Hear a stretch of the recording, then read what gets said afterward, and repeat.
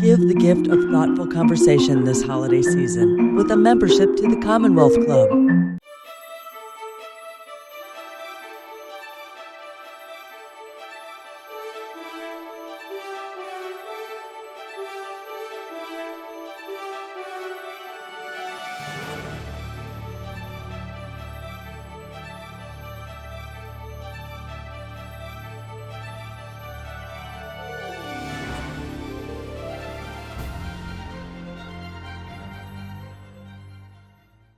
Welcome to the Commonwealth Club. I'm George Hammond, Chair of the Humanities Forum, which organized today's events.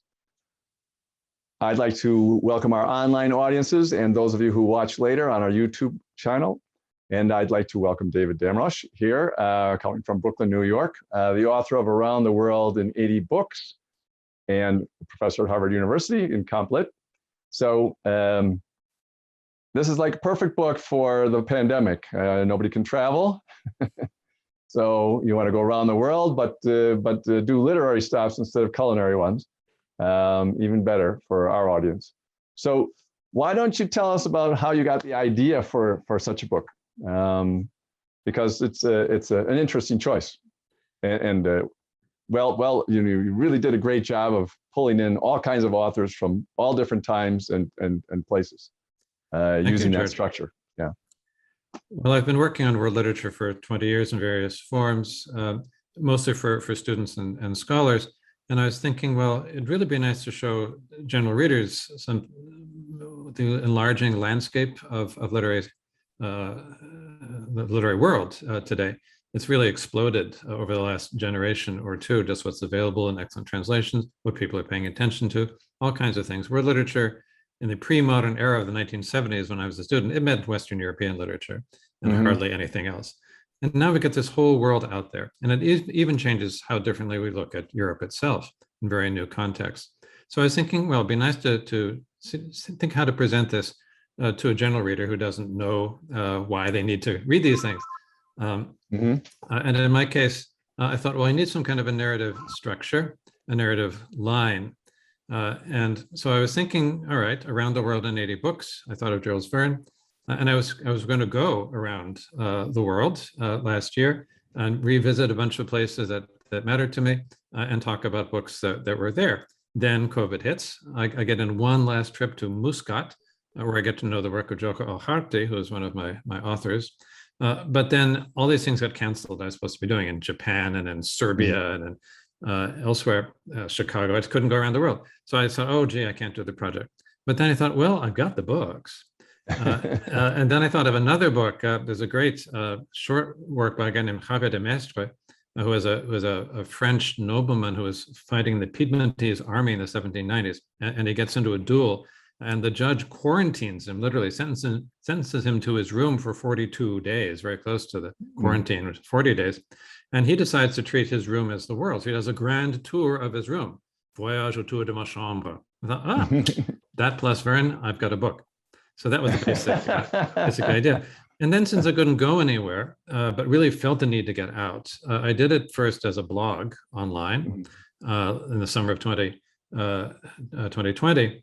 And so Jules Verne had 80 days. So I took 80 books in 80 days, 4 months, 16 weeks, 5 books a week, with the weekends off to pretend there was a weekend in that time and collapse.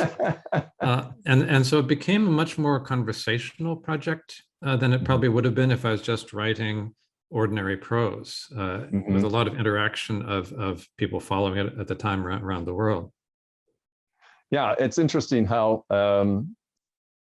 well, we just did a program on Dante, for example, and we were expecting, the usual kind of reaction. And there's obviously an interest all around the world on Dante, and you reach that group, and it can be, tens of thousands of people, but you wouldn't expect that. They're not all in San Francisco, that's for sure.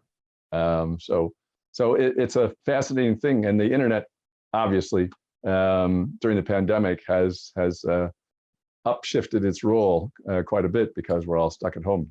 And I think a number of my people who are following the blog point said it was kind of therapeutic for them to have this thing every day to look at, and I would get reactions. It's so different from academic publishing, where you write something, takes maybe a year for press to put it out, another year for book reviews. Here, within minutes, you could get responses, and actually change the shape of the project. For example, we have Tagore as one of my 80 authors. He wasn't going to be there originally, but a follower in Delhi says, "You're coming to India. How can you not have Tagore?" So yeah, right. Tagore.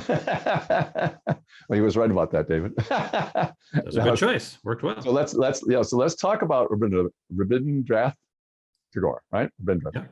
So you bring him in and compare him to right after Rudyard Kipling, and I thought that was a very interesting pairing. So why don't we talk about your pairing in this way of Rudyard Kipling, which you had a nice expansive point of view on, given the way a lot of people feel about him right now, and Tagore and Tagore's reaction to Kipling. So why don't you talk about that, because that was a very fascinating part of your book. Yeah, thank you.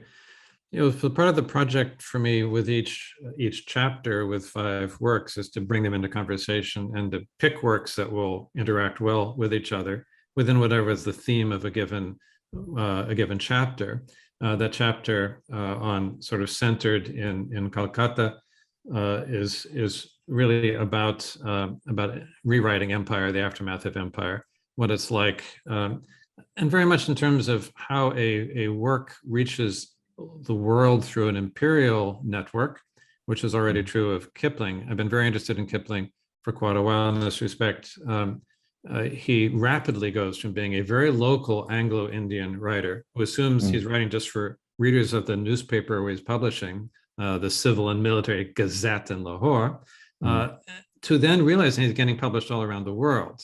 By the time he's 25 years old, he's being published in England, in Australia, in the United States, multiple publishers. So he's writing for a global audience from the very beginning of his career. I think he's really the first global author in that sense, self-consciously global author. And of course, he's very closely associated with the imperial enterprise, the great game, as he calls it. He then provides a very nice figure to play off against, both with Tagore, who comes next. And it's kind of a process of weaving together connections. So they win the Nobel Prize just a few years apart from each other. The first 2 identified with India to win the Nobel Prize. And Tagore, of course, the first Asian actually to win the Nobel Prize. But also Tagore himself gets there because of an Anglophone imperial network, as he's in England with this translation he's done of his Gitanjali, shows it to Yeats. Yeats adores it, writes this glowing preface, and the next year he wins the Nobel Prize in 1913. So it's very interesting how these figures, I'm really interested in both how the figures often go around the world. Either the fictions are about going around the world, or as with Dante, going into around the universe, around the cosmos, but also often traveling. So with Tagore, works out nicely because, I mean, Kipling is a restless figure who lives for extended periods, in Vermont, also visits South Africa, Rhodesia very often, India and England both. And then Tagore, when he becomes famous, suddenly he's a very Bengali writer, but he makes a world tour soon after this, in the year in which he publishes then the book I talk about, The Home and the World. Months after that, he's interviewed in New York. I talk about an interview with a newspaper, and my great aunt Helen, who is an artist, does a portrait of him. And I put that in. Part of my interest in the book is to think of how works connect to our lives. So I use a little bit my own life as an example. And so then Tagore has such a different anti-imperialist view, but he's also building on an Anglophone tradition, as is Kipling. He grows up reading all kinds of Victorian novelists, but also Robert Browning, the poet. Tagore is first a poet and second a novelist, as well as all kinds of works in the Sanskrit and Bengali tradition. So I go on from there also into other writers who are playing off against those figures. I thought it was interesting that I mean, Kipling is, of course, identified and having called something the white man's burden that he wrote was a tough thing to live down at this point. But you walk that back a bit.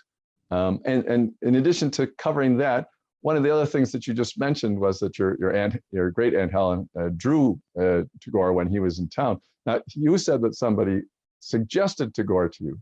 How did you find out once Tagore was suggested to you that your great aunt Helen had drawn him? Because that's, you didn't start with your great aunt.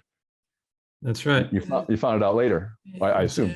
Well, it's an integrative process, so that in many cases, part of the challenge and also the fun of doing the project the way I did it, one book a day last summer of last year, is that it's not like you're used to writing as an academic.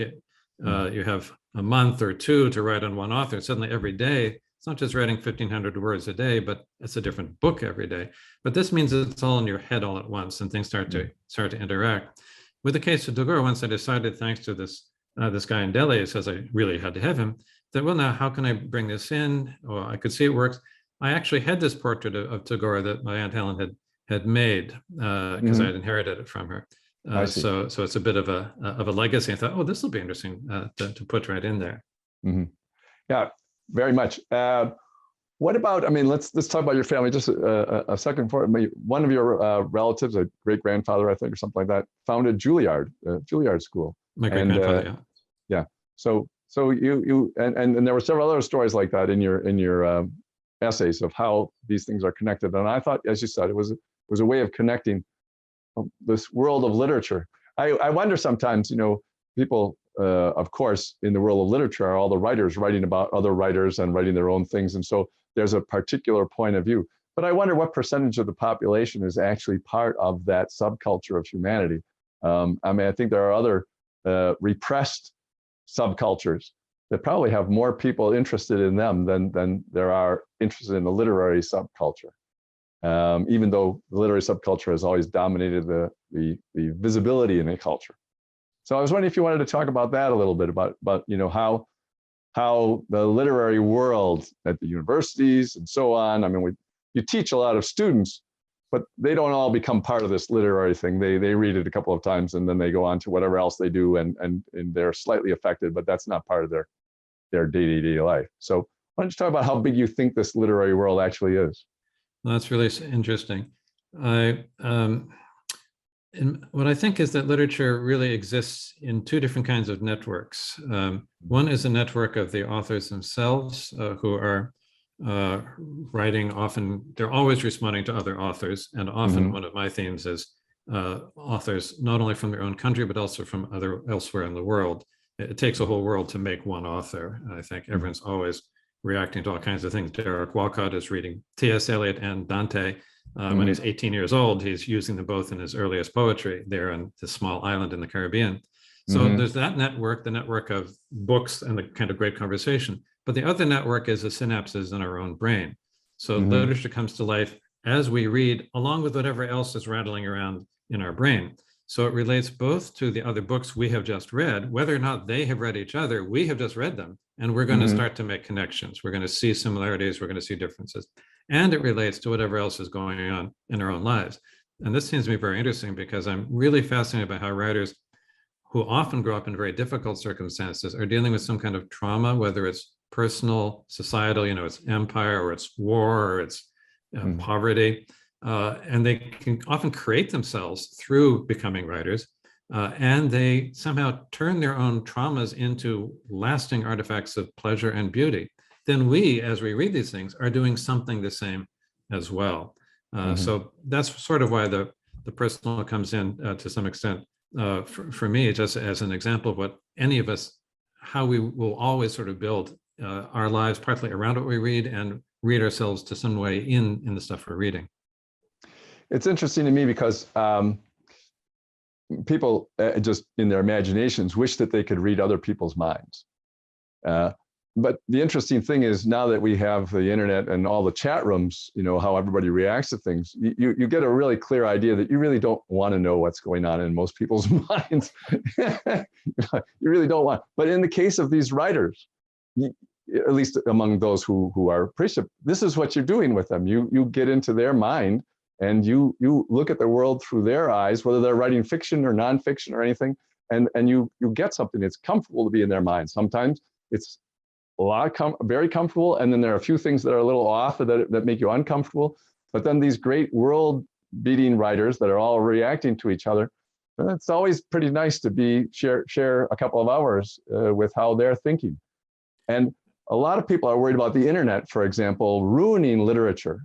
I remember when computers, that'll be terrible, ruin literature, but actually it's a lot easier to redraft something with a computer than it is when you chisel it in stone, 5,000 years ago, or any other kind of writing before now. It's painless to make a change.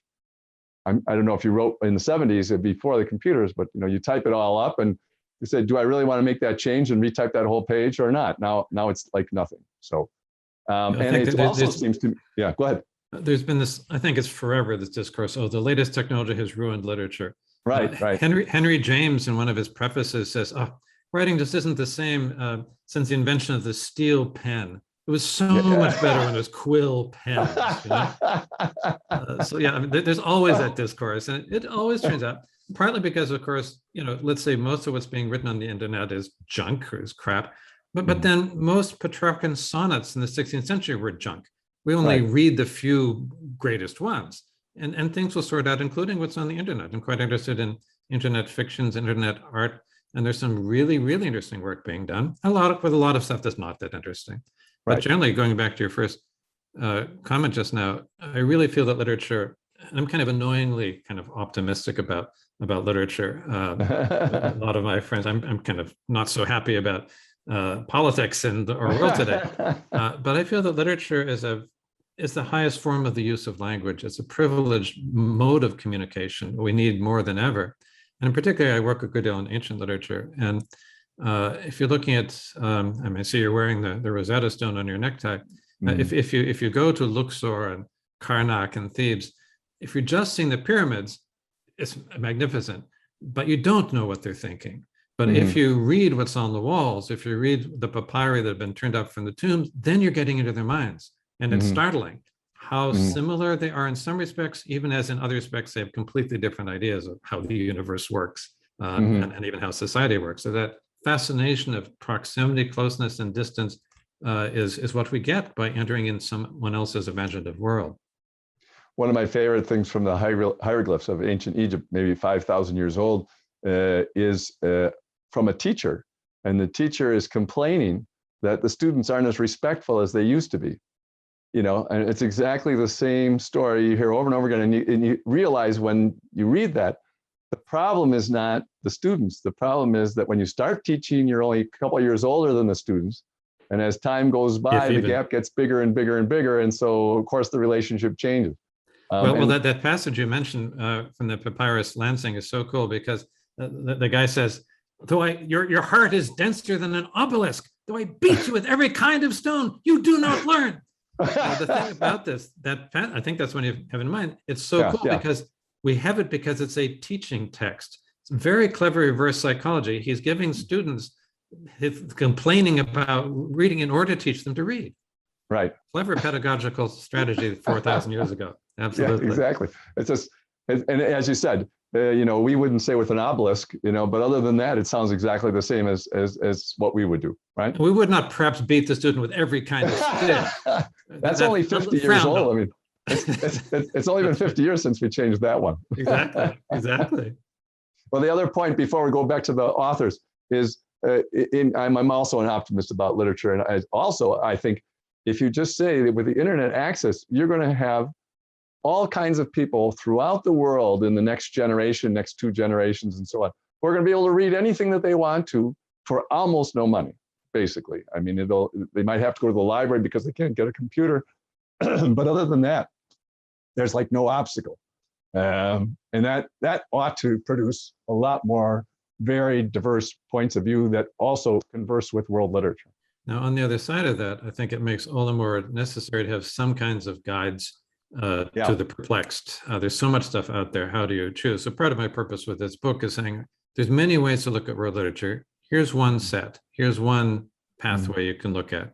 And I assume that, hoping that the book is a freestanding book, a kind of meditation on what literature does. But I trust that most readers will then be drawn to read or reread some favorite works. Different people choose different ones.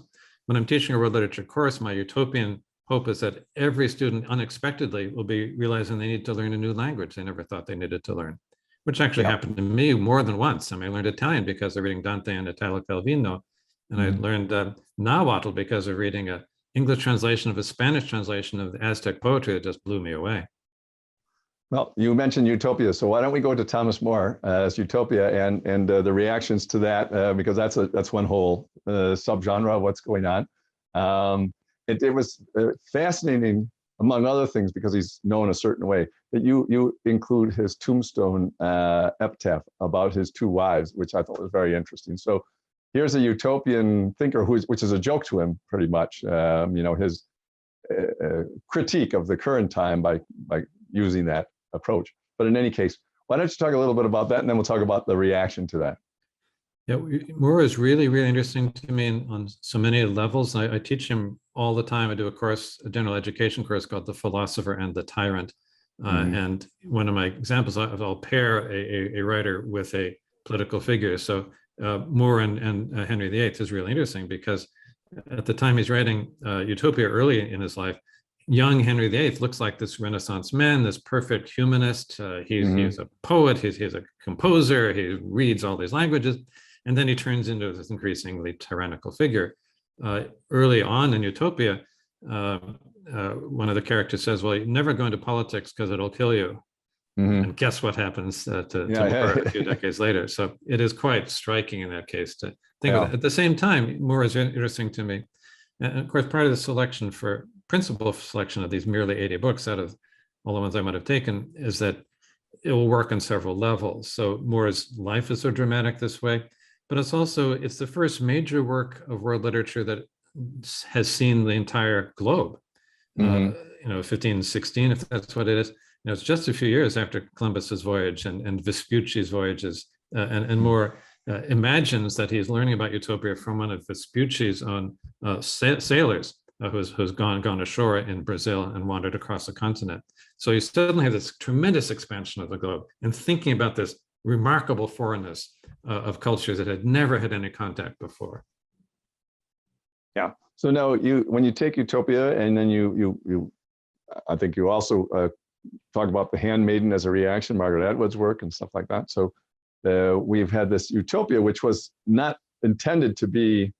Yeah, I like what you said about Moore's Utopia versus Plato's Republic. It's a democratization of that more aristocratic idea that Plato had 2,000 years earlier.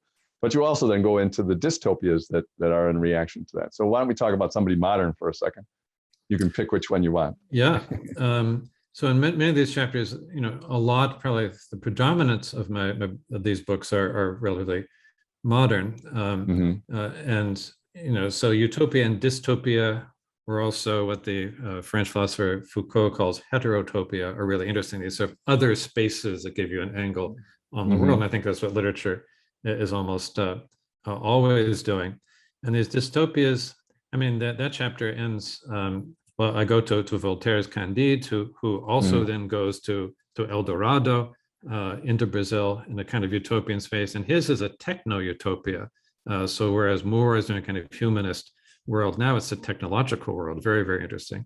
It's sort of the rise of modern science. That chapter ends with Garcia Marquez, 100 Years of Solitude, in which Macondo is a dystopic utopia. It's a very interesting combination of the two, infused with now modern politics, but also that whole tradition and direct reference back to Moore. So it ties it together. Margaret Atwood, whom you mentioned, I use her Penelopiad in one of my other chapters. I mentioned also The Handmaid's Tale and the Testaments, just to say, a little plug for Atwood. The Testaments, which came out just a couple of years ago and won the Booker Prize, is a rare case, I think, in history of literature of a sequel written decades later that's even better than the prequel.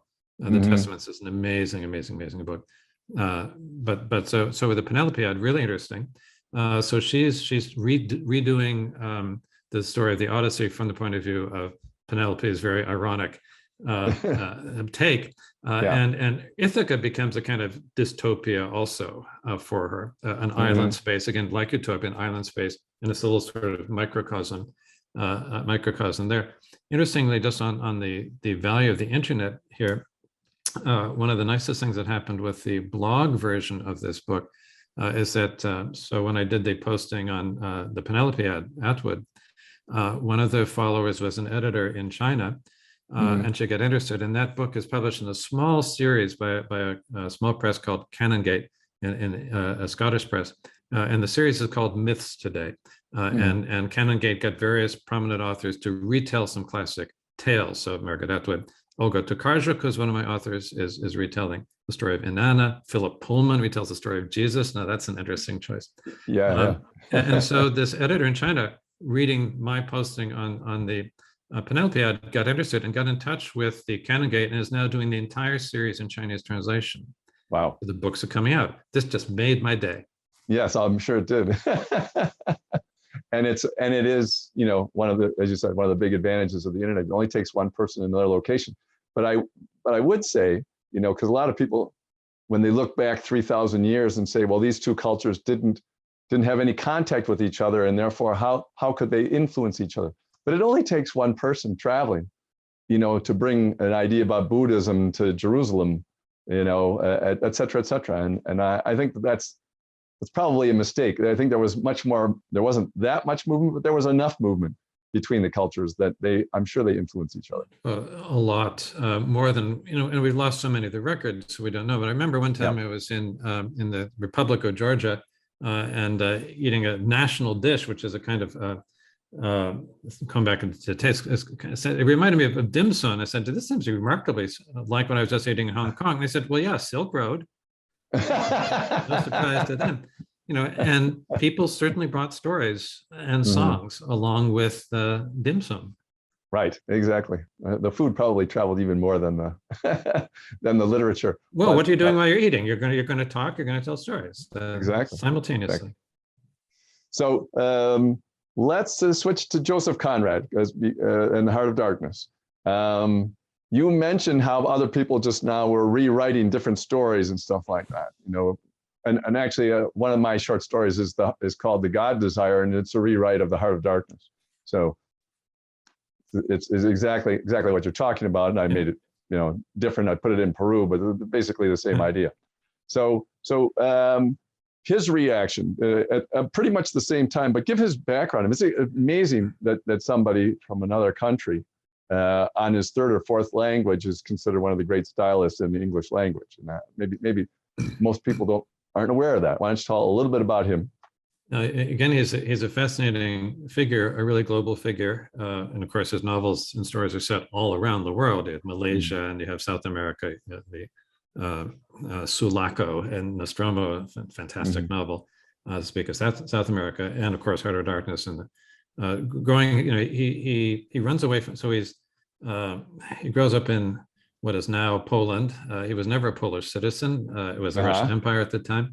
He runs away to the French merchant marine for years, and then finally decides about age 40 to become a writer. At this point, he's settled in England, still trying to decide, is this writing thing going to work out? Is it go back to sea? In the British merchant marine, he finally decides to do this. And this is one of the really key things he writes early on in 1899, looking back at his own unhappy few months in the Congo as a steamboat pilot.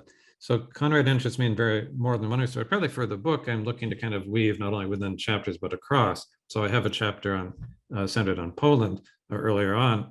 And then Conrad you get a kind of cycling return, just as utopias appear in various points in the book, things like that. And then Conrad, is problematic for African writers. So in some way, he puts the Congo on the map for a world audience. But as Chinua Achebe notes, no Africans have a real voice anywhere in that book. And Achebe's take is that it's really a racist work. And Achebe is rewriting Heart of Darkness in the most successful, widely read African novel ever written, Things Fall Apart. And then we see Wole Soyinka, an early friend and kind of disciple of Achebe, rewriting Achebe. We see Chimamanda Adichie, whom I close with that chapter, again rewriting Heart of Darkness at the final story in your collection of thing around your neck. And now you have a feminist perspective. It's very interesting how these things rework across different voices. It's part of the conversation, though, and it seems to me, that there's some people who think you can't write or you should not write about anything that is not your own personal experience within your particular culture and your particular that kind of thing, instead of you coming here and bothering us by writing about us, that kind of thing. But I suspect pretty strongly that if it hadn't been for the Heart of Darkness, that the reaction to King Leopold, a few years later, would not have been nearly as strong or as known, et cetera, et cetera. So there are advantages and disadvantages to all of our cultures sharing with each other and everybody making comments. And then, it's great that Chibi comes back and says, yeah, that's your point of view. This is not how we see ourselves, of course. And obviously, we have got Africa totally wrong for a long, long time in the way that we analyze their cultures. But interaction is still, because now we have the Chinese all over Africa, and it'll be interesting to see if there'll be Chinese writers that come out of that have their perspective on it. That's a future thing. Absolutely. So you use Conrad as part of your Polish thing. Also, you mentioned Czesław Miłosz, the poet, and his background. So why don't we talk about him a little bit? He's not quite as well known, but an excellent poet. Oh, before I forget, it's very interesting, I think, that the Nobel Prize has been an internationalizing thing for a long time. That is, you wouldn't expect it from a big prize like that they would have been so devoted to finding pieces all over the world. Do you know any of the history of why that happened? And then we'll go to Miłosz. Was there something in the politics of the Nobel Prize Committee that did that, or? It's been an evolution over time.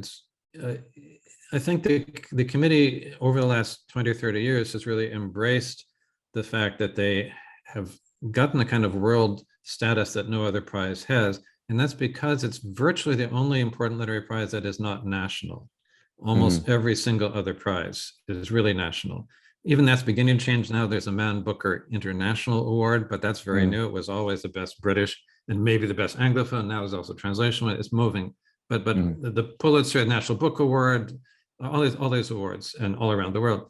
So people began to look to them by about just after the Second World War. And before the World War II, it was pretty much a Nordic and Europe and nearby European thing. But they began to see, you could almost say, a market niche for themselves, but also kind of a mission. I mean, they feel very strongly. I was talking to one of the members of the Nobel Committee some years ago, not long after Mo Yan won the Nobel Prize. And I said, people often say, oh, it was time for China. Do you feel it was a political choice? He said, I think Mo Yan is the best writer alive today. That was his answer. Yeah. Pure and simple. And they take a certain pride, which you see, as with Miłosz, in recent decades, in kind of fixing on a writer who's not the flavor of the month, who's not internationally known. Miłosz was almost unknown outside a very small immigrant community when he got the prize. He was banned at home. He was teaching at Berkeley. A number of his colleagues learned that he wrote poetry for the first time when he won the Nobel Prize. Or Naguib Mahfouz was largely banned in the Arab world on political and religious grounds. And then he wins the Nobel Prize and suddenly discover they have a world-class writer that they should pay attention to. Yeah. It's an amazing shift. And I mean, they use their power very interestingly, and it certainly, and it's a bit scattershot at times. I mean, should they have given the prize to Bob Dylan? I don't know. I have an Institute of World Literature that meets in the summers to sort of train people, teach world literature, and we're meeting the year after that in Copenhagen, and we had a talk by the secretary of the committee, Sarah Danius, who then stepped down over there were a sexual scandal that the old guys were not willing to face. She was outraged, but she was saying, oh, this is just like folk songs and like Herder, and we're not lowering our standards. It was rather defensive talk, I think, that got beaten up quite a bit by that. As much as I love Dylan's poetry, there might have been a few other writers or even other songwriters I might have picked first, but someone on the committee had grown up with Dylan, I'm sure. Clearly. Speaking of growing up, I mean, you mentioned that you got started with Tristram Shandy, Laurence Stern's Tristram Shandy, which is an unusual choice. And I loved it that you said you tried out Dante's Divine Comedy because you thought it was going to be a joke. As funny as Laurence Sterne. It wasn't quite the knee slapper I thought I was getting into. I was 15 years old. And it was a little bit, starting this book, I wanted to be not just like kind of the Harvard professor pontificating, but to bring my readers back in what it's like to discover something when you don't know what it is. And the kind of joy of discovering, which for me at age 16 15, I would have with English literature. Now I would still have with Chinese literature or Persian poetry. And that's part of the real pleasure of it. Just to go back quickly to this point about how appropriate is it for us to enter a world we don't know. So you write a story set in Peru, you're not Peruvian, right? But, Voltaire thought that was not a problem. Saul Bellow, I talk about Henderson the Rain King, set in Africa where he'd never been. And dealing with that, you have to be thoughtful about what it means. You don't think that Bellow is going to tell you about Africa from inside. That's not why you read Bellow. He's using it as a way to satirize his own culture and to sort of think of himself as the opposite to himself. And I compare it to Voltaire doing the same thing with Brazil. So as long as you know what you're doing, it seems to me to work well. With Stern, I just fell in love with it. It was so lively, so sexy, so meta fictional. I thought, oh, where's there more like this? And Stern, of course, is his life and opinions. You can barely talk about his life because he has so many opinions. And he speaks of my dear Rabelais and my dear Cervantes. So I didn't know who those guys were, but I thought, all right, if he likes them, I should like them. And it was really interesting because it's just a passing reference, but he's already showing a difference. He loves Rabelais and he loves Cervantes even more. And he was right. I mean, there's reasons why Cervantes has been that much more influential on the whole history of literature, but they were fantastic. Then I go to Dante hoping for another relic in comedy. It wasn't quite. Then after that, I'm a preacher's kid. I thought, okay, yes, I really like this deeply serious spiritual stuff. What else can I read that's really going to be like that? I see, Dead Souls, Nikolai Gogol. And discover it's a sparkling satire that I thought I was going to be. Exactly. Dead Souls, and then it's you often talk about the ones that come later, but there's the Master and Margarita by Bulgakov from the 20th century in the Soviet Union, where it's a similar, not similar in any way, but it all the same sort of Russian attitude towards bureaucracy, et cetera, et cetera. Yeah, fantastically presented it. Which you can also, that's also one theme that comes up interestingly. These kinds of connections, again, we can make when we read something. So we're interested, say, Kafka, who's one of the great poets of horrible bureaucracy, but then Wu Chang'an, his novel A Journey to the West from the 1600s, which is a kind of a Buddhist, Taoist spiritual thing. They're going to India to get Buddhist scriptures, but there's a lot also about satirizing the bureaucracy of his own time.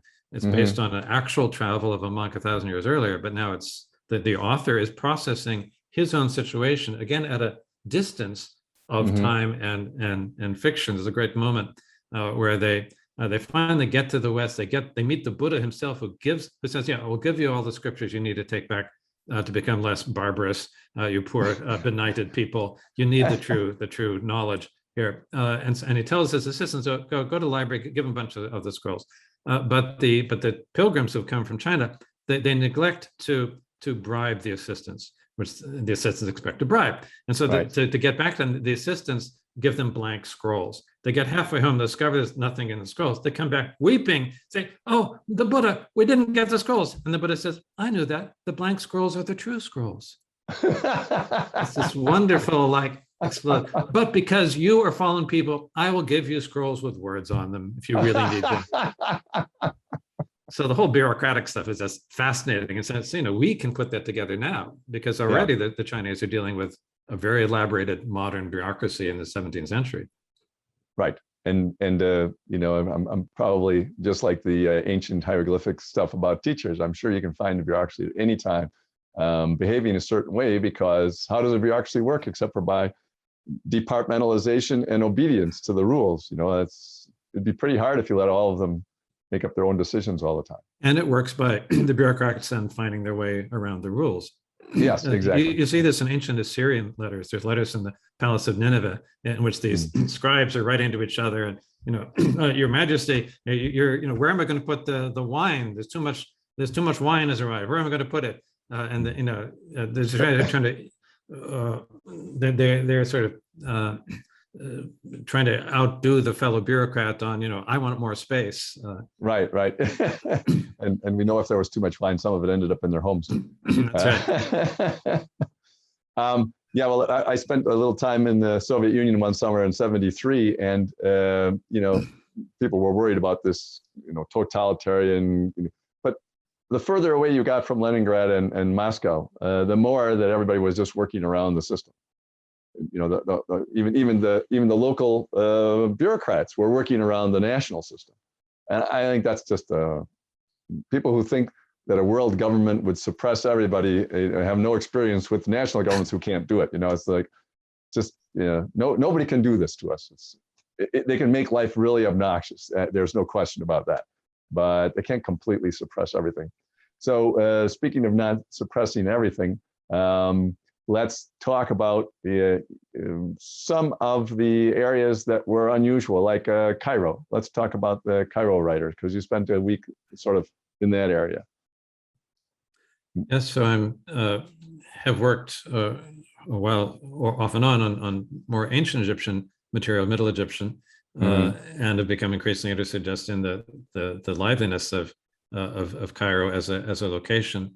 So it has, I wanted places that have a critical mass of really great writing. What's so interesting to me about Egypt is this incredible depth of history, going back so far. So Naguib Mahfouz, one of my authors, in his Nobel Prize speech, which is a beautiful speech that you can see online, he talks about himself as a child of two cultures, and you might expect he would say, oh, it's the British novel tradition that he's writing in, or the European novel plus the Arabic tradition. But he says no, it's the Arabic tradition and the Pharaonic tradition, going back 5,000 years, and then later you get to know Europe, and that depth of culture is so fascinating to me. And then you see with Mahfouz how he's again playing also on the broader Arabic tradition of the 1001 Nights. And I start with an early Egyptian case, the very first frame tales that we have preserved, are called The Story of the Shipwrecked Sailor. I talk about that, and also about Egyptian love poetry. And I'm interested there in thinking about stories within stories, nested stories. So that's a kind of a theme there. And just Cairo to me is nested histories itself. And then it produces these writers who love these nested stories, whether it's the Cairo manuscripts, which are so important, the 1001 Nights, and the 1001 Nights itself is an international text, but then it gets localized in a given tradition where the manuscripts will get developed either in Syria or earlier in Baghdad, but later in Syria and in Cairo. So I love this kind of combination of depth and variety of this incredibly lively society that you have in Egypt. It was interesting, just an aside on the love songs that you did. I mean, very, very nice poetry and ancient. I remember reading, an essay that was based upon a PhD thesis, and the PhD thesis, was like 70s or 80s, was that romance between men and women began at the time of the troubadours. Before that, it was always a business, and so forth. And I thought, have you read nothing? Have you seen nothing from before? I mean, it's just, yes, there were people who did it as a business, but, the romance has been there forever as far as human beings have been there. Anyway, everybody knows that except for this guy who was writing his PhD. That's right. And a lot of my interest in the literature to open people's views out, like, we didn't invent this. Our culture did not invent this. It's not even just a modern invention, or even the modern way of looking at it is not only our way. Look at how differently London looks to different authors, how differently Japan looks to different authors at a given time and place. Yeah, and you were very bold. You included in the Middle East both the old the Bible, the Jewish Bible, and the New Testament as forms of literature. And I really liked your take on the New Testament. It was a new way of doing a particular kind of style, and also they also were referencing back to other literature from before, and that was a big part of it. You used one example of how the one psalm was used when Jesus was dying. In two of them. Why don't you explain that story, because it's a nice literary point of view. Yes. So it's really interesting to me about first in the section I have on the Hebrew Bible, which I see very much in terms of migration and sort of the traumatic loss of cultural memory, being swamped by one empire after another. And then in the time of Jesus, you've got the soft power of Hellenistic culture along with the imperial power of Rome.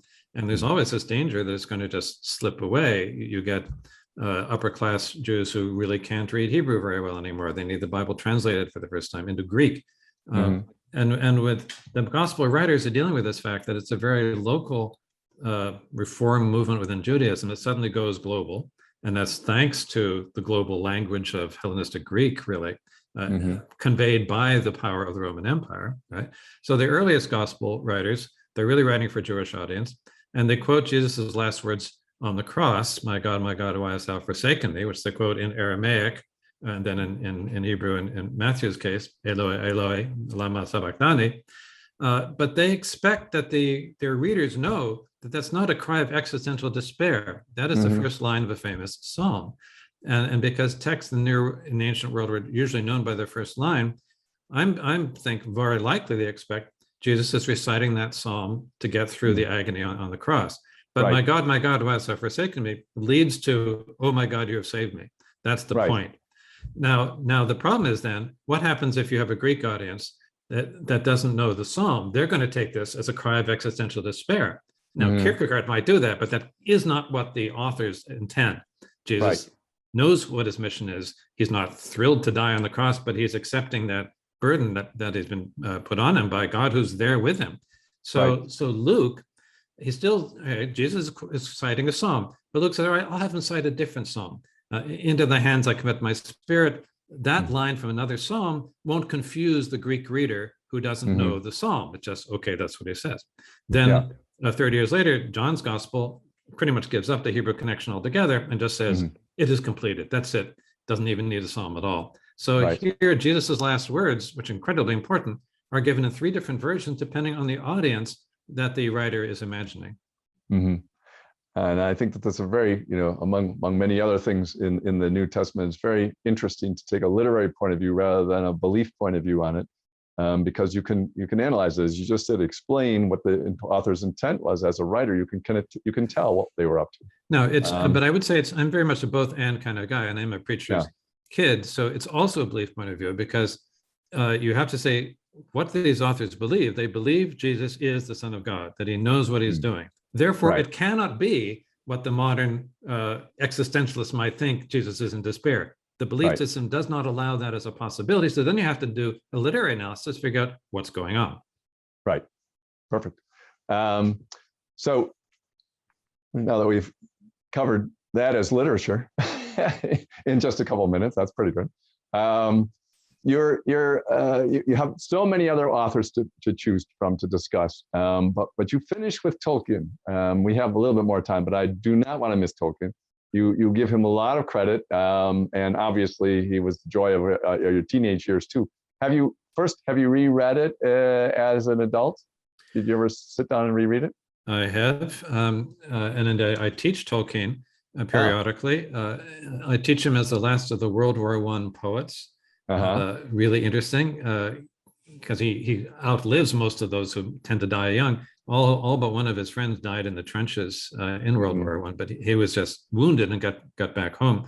But it's very much in that connection. Right now, I'm actually listening to the audiobook for the first time. I'm only about 12 hours into the 60 hours of the audiobook, but it's amazing what it brings out, and I recommend it highly.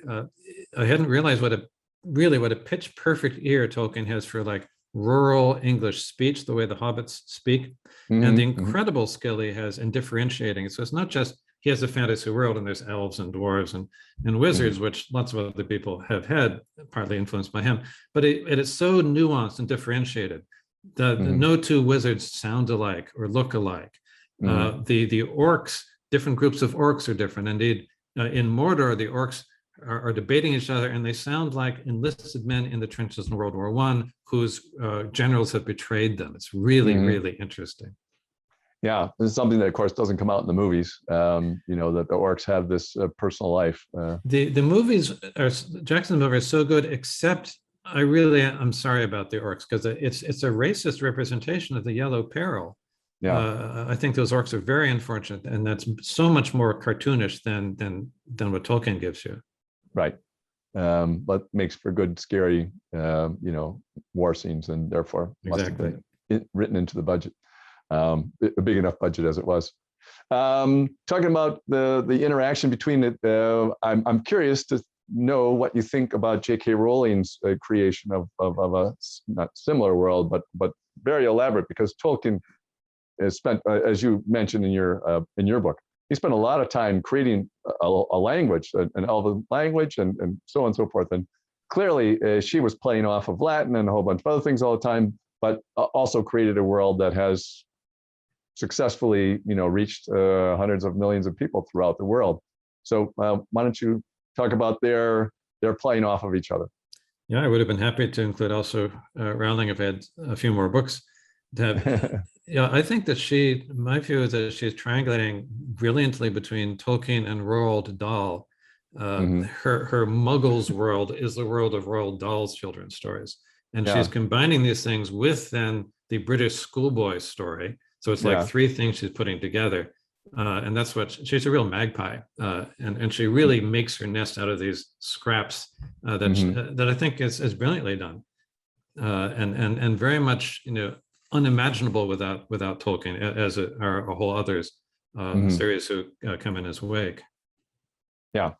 And I think it's useful whenever something rises above the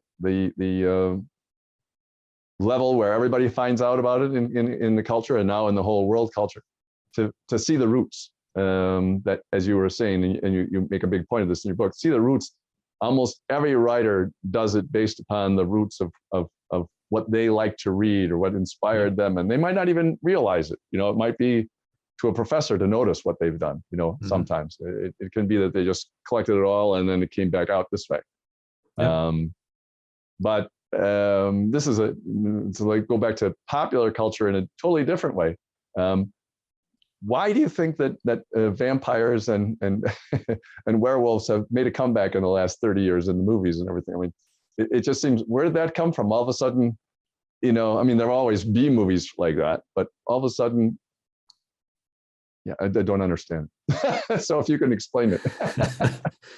I do think that fantasy worlds generally provide different ways of dealing at a safe distance with things that feel very unsafe to us, which is why, so in a certain sense, what World War I was for Tolkien, and secondarily World War II, all the stresses we're under in the world today can be processed back through. And I think you had a big increase in vampire stuff around the time of the AIDS crisis.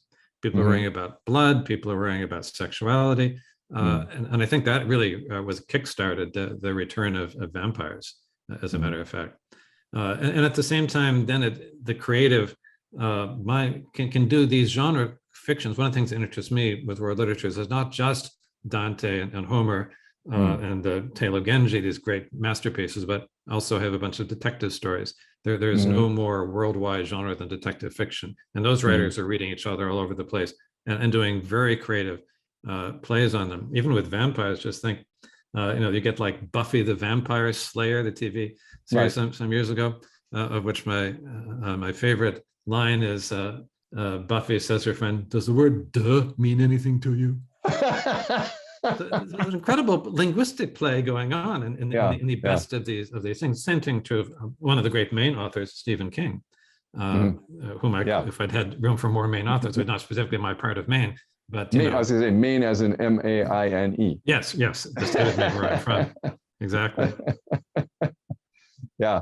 Well, you talk about the detective story. You talk about Conan Doyle and Sherlock Holmes in your book, and other detective literature too.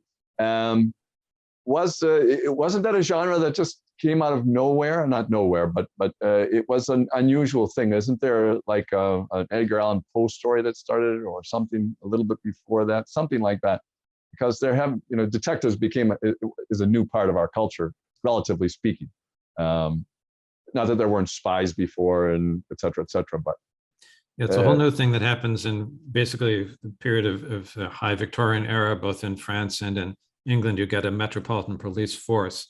You start to get things like fingerprinting. You start to get technologies, and it really is very much related to urban crime and a kind of industrialization of detection. So there were certainly detective stories before, but also, and then you get with Dostoevsky as well. So it's happening also in Russia, all around these places. You get these actual, Scotland Yard, these things get formed, and that this produces a way to focalize a lot of concerns, whether it is about crime, whether it is about industrialization, whether it's about city life. And that's why Sherlock Holmes is so interesting to me as a kind of London figure. What does that world signify for him? It's interesting. In a way, Sherlock Holmes is like a James Bond figure, somebody who figures everything out. Everything goes their way, no matter what the enemies are. He vanquishes. So it's before cartoons took over altogether with Marvel. In a way, Sherlock Holmes, James Bond, they are different character traits of what people want to be able to control. They want to be able to figure out everything that went wrong with the crime, and catch the people, and they want to live that life if they're a spy, et cetera, et cetera. So they seem similar in character. Absolutely. No, it's very interesting. He's a kind of a rational superhero. And of course, some of the later Sherlock Holmes movies, he starts to have like superhero qualities. They can't resist making him more of a Marvel hero than he was. Then you also got the very sophisticated, thoughtful reworkings of the Sherlock Holmes figure become something very different. One of my favorite books among the 80 is called The Mandala of Sherlock Holmes by Jamyang Norbu, Tibetan postmodernist who knew there was such a category. So he publishes this novel around 1999, and he's a activist who wants to make the general world aware of the struggles of Tibet against Chinese incursions, and he's been writing little essays about this that almost no one reads. And then he realizes the global genre of the detective story is something he can use to reach a worldwide public. Do we have still a couple of minutes? Sure. Yeah. Let's talk about this. And Norbu grows up loving both Kipling and Conan Doyle as a young boy in exile in northern India. And he realizes that Conan Doyle had killed off Holmes for a decade, and then he brings it back to life on the reader's demand within the fiction. It's only 2 years later. And Holmes says he was away hiding from Moriarty, and he went to Tibet and had some nice discussions with the Grand Lama. So Norbu thinks, oh, I can use that. So he sets a murder mystery, first in Bombay, then going up into Tibet, in which it turns out that Holmes is a reincarnation himself of a spiritual figure. And he uses this as a way of countering both Chinese imperialism, but also saying Tibet is a source that heals the difference between East and West, or science and religion. It's fascinating. And he has so much fun with it at the same time. Yeah, and he rewrites it. One of the comments that you make I thought was very interesting. You said that in America, they didn't go with the mandala of Sherlock Holmes as the title. They went with Sherlock Holmes: The Missing Years. Yes. And it because maybe Americans wouldn't know what a mandala was.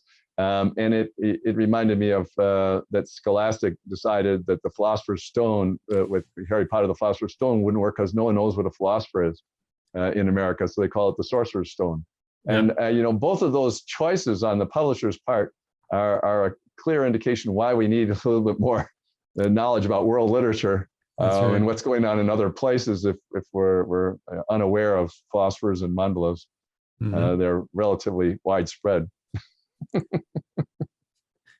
At the same time, I think, that's why I think a useful introduction is very helpful. At the same time, a great work of literature will give you the information you need to understand it. And one of the differences between works that really thrive around the world and ones that stay locally, the local work can be just as brilliant, but you need too much cultural information to make sense of it.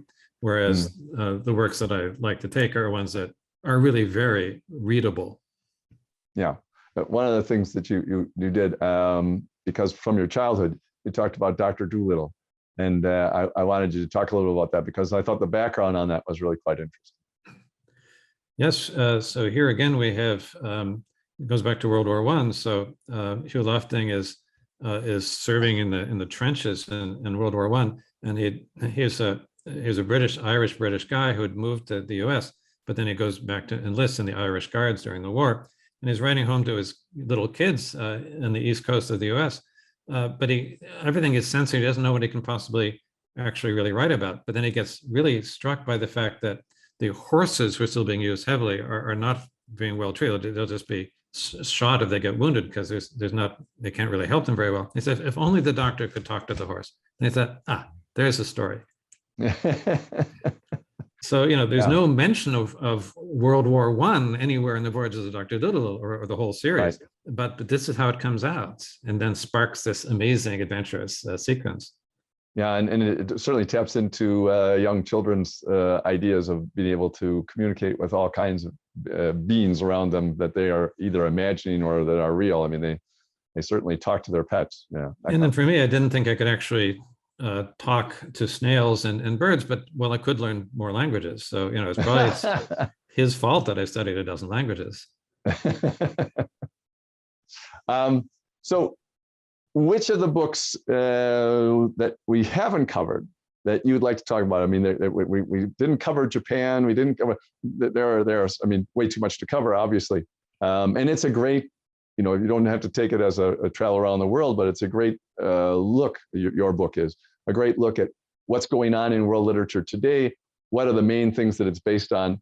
And you introduce a lot of writers, but anybody that's been reading can recognize almost all the writers' names. They have made their way out. I mean, we could talk about Salman Rushdie, for example, and his situation.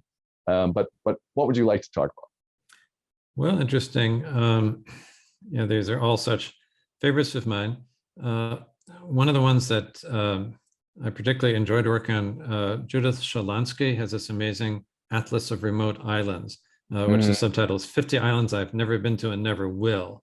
It's also kind of like a perfect version of this project because right. she doesn't want to go. And these are utopias, these are mostly dystopias, and it's a beautiful atlas. She's done a scale map of each of 50 islands, and facing it, there's a little description, kind of a prose poem. And it's just wonderful. It's a kind of way of thinking about the world, and she uses historical sources, then plays with it. And I'd like it partly because it's a voyage of discovery about voyages of discovery, and then reading the book, these little hints, these little one page where you could go further. So one of the cases, one of the islands she talks about is Puka Puka, and she quotes a guy from America settling there, and he's sort of fascinated by the native nudity. And I thought, well, what is she looking at? So I look up and I find the book by this guy whose name she mentions, though she doesn't mention the book. And then I find that he married a Puka Pukan wife, and one of their kids is the first Polynesian woman to ever write a novel and a memoir, to publish books. And this makes me very happy. The book is really quite fascinating. She writes when she's 15 years old. She writes in a mixture of English, Rarotongan, and Puka Pukan. Her father helps her translates it and gets it published in the US in the 40s. And I have a sort of, in that chapter, a theme about Ulysses and the voyages of Ulysses with Walcott and then Margaret Atwood. And this Puka Pukan girl calls herself, her book is called Miss Ulysses of Puka Puka because she identifies with Ulysses. Right. And so Shalansky's book leads to this other book, which leads back to Homer. It's just a perfect circle. Yeah, I'm glad you picked that example because I thought that was really great. And you also have a great picture of the father being so proud of his 15-year-old daughter, having written this book and everything like that. And it makes it very personal. And it also shows how, as you said, the literature flows out and flows back and forth. And it's a conversation. It's a conversation. And why do we all have these conversations with each other? Because, life is fairly incomprehensible. And whatever help we can get, whatever other points of view we can get to make a little bit more sense, or at least what choices we make in life would work out better. I think that's what the conversation seems to be all about. We're not lone wolves, not very many of us anyway. Anyway, that was great. Thank you very much, David, for discussing your book, Around the World in 80 Books. And thank you very much for joining us today. So ends another event at the Commonwealth Club in its 119th year of enlightened discussion. Thanks for joining us, and we'll see you more online next year. Thanks a lot. Thank you, George. Thanks, David. Bye-bye.